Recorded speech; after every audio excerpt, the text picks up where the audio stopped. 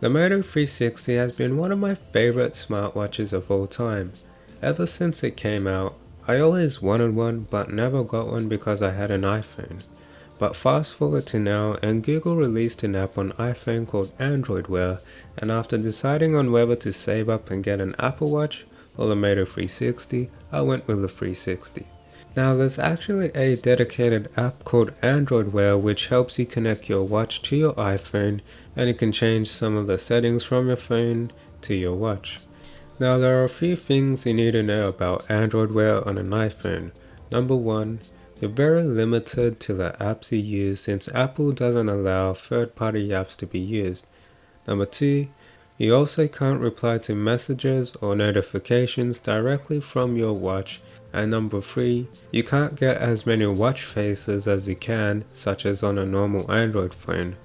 But if you can't do all these things, then why not get an Apple Watch? Well, let's talk about the Moto360. The Moto360 was released in 2014 September. It's got a 320 by 290 pixel display with 512 megabytes of RAM and 4 gigs of storage. It's also got a 320 mAh battery, and the watch weighs around 49 grams and it's 11.5 millimeters thick. The Moto360 is IP67, so it's dust and water resistant, not waterproof. I know these specs may sound a bit ancient, but how does it perform in real time? Well, when my watch is connected to my phone, the battery doesn't last that long. In fact, you're better off not connecting it to your phone since you can't really reply to your notifications. But from the time it was connected, it actually worked pretty well despite the battery life. Notifications worked for the popular apps such as iMessages, Snapchat, Instagram, Facebook, and even eBay and Periscope and much more. You can check your daily steps and activity, and as you can see, I've walked over 20 kilometers this week and I haven't been that active today. But what I love about the Moto360 is the design. And even the charging dock is very pleasing.